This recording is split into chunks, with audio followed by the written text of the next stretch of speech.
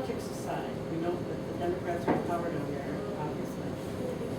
How can any reasonably intelligent people who want to represent their districts and their states go about deliberately and obviously bankrupting our country? What do they have to gain by bankrupting the United States? And what happens when China says, we're not going to give you more money? You know what I'm saying? I know what you're saying. I don't understand. It's just a basically simple. Well, it's a question. Anybody It's wants to do that. it's a question I don't know if I have the answer to. But the only thing I can assume is that they deliberately want to do that so they can restructure a whole new society in their desired image. And I think, well, they think the only reason that European socialism hasn't worked is because they haven't done it. Yes. And that's the only thing I can conclude.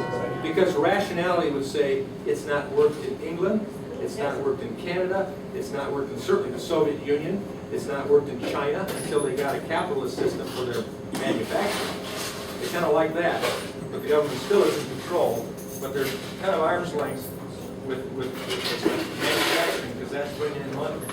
They're even getting a little arm's length against religion because they find out the Christians over there are better workers. So they're letting that happen as long as you don't make any waves. But nowhere has it worked.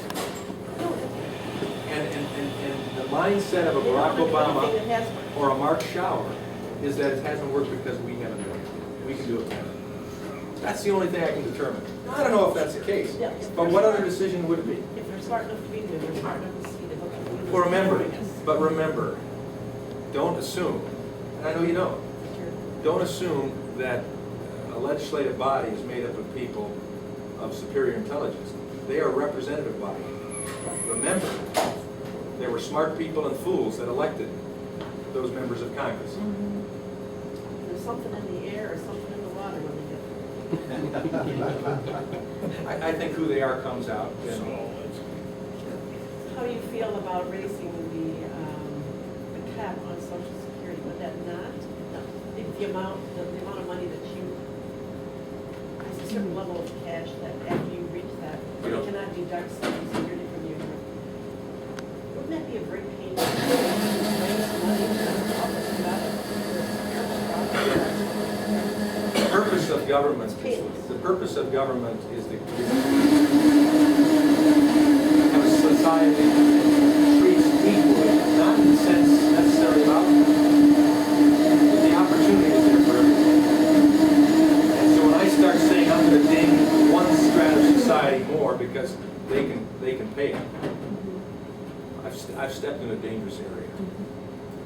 You know, I'll never forget a gentleman coming to me who was a former treasurer of the city of Grand Rapids, and I was running for my first office, my first term, 1982, for the State House. I'd never run for anything. I was a pastor. And we put out a brochure, and this gentleman was speaking in Adrian, and he got a hold of the brochure, he read it, he was impressed by it. He wanted to meet me. Of course, being a young, first-time politician, the head started to grow and swell. So we sat down, and he said, Tim, I really like what I read. If you do that, you will do well for this state. And then he said, how can I trust you? And I tried to give him a few answers, including I'm a preacher. And he said, yeah, so Jim and Tammy Baker. And that didn't work good, huh? I finally said, you tell me how you can trust me. And he said, first of all, Tim,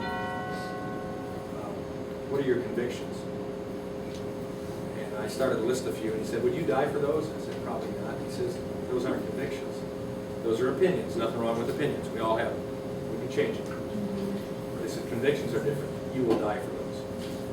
You need to go home, and you need to sit down, and you need to think through it. Write down your convictions. Put it on a card. Keep it in your wallet. Put it in the floor of the house, on the desk there, and then in your office. So at any point in time, when you're being challenged about some decision, and you're a little conflicted on it, go back to those convictions.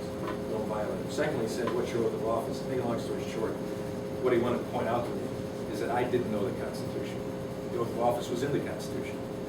I'd never read the Michigan Constitution at that time. I hadn't read the U.S. Constitution since 1969 as a freshman at university in political science course.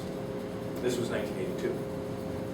He said, Tim, you're going to take an oath of office to uphold the Constitution of the state of Michigan and the United States to the best of your ability, so help you God.